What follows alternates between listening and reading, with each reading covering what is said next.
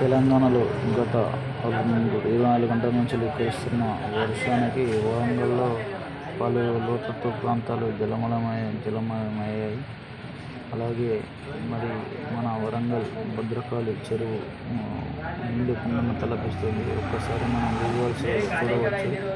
భద్రకాళి చెరువు మాత్రం మత్తడి స్టార్ట్ అయింది ఈరోజు.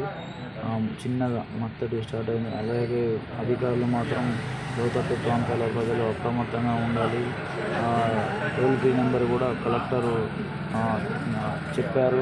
ఎవరికైనా ఏమైనా ప్రాబ్లమ్స్ ఉంటే పునరావాస కేంద్రాలకు తరలించాలి. అదేవిధంగా టోల్ ఫ్రీ నెంబర్కి కాల్ చేస్తే అధికారులు వెంటనే స్పందించి వారికి తగిన చర్యలు తీసుకుంటారని సూచించారు. అదేవిధంగా భద్రకాళి చెరువు మత్తడి వస్తున్న సందర్భంగా దిగువకు ఎక్కువ నీరు వరద చేరుకునే వెళ్ళే అవకాశం ఉంటుంది కనుక కింది స్థాయి ప్రజలు అప్రమత్తంగా ఉండాలి. అలాగే వర్షం నీరు నాలాల పొంటి వెళ్తే నాలాల పక్కన ఉన్న ప్రజలు వెంటనే వారి యొక్క పునరావాస కేంద్రాలకు వెళ్ళాలని సూచించారు.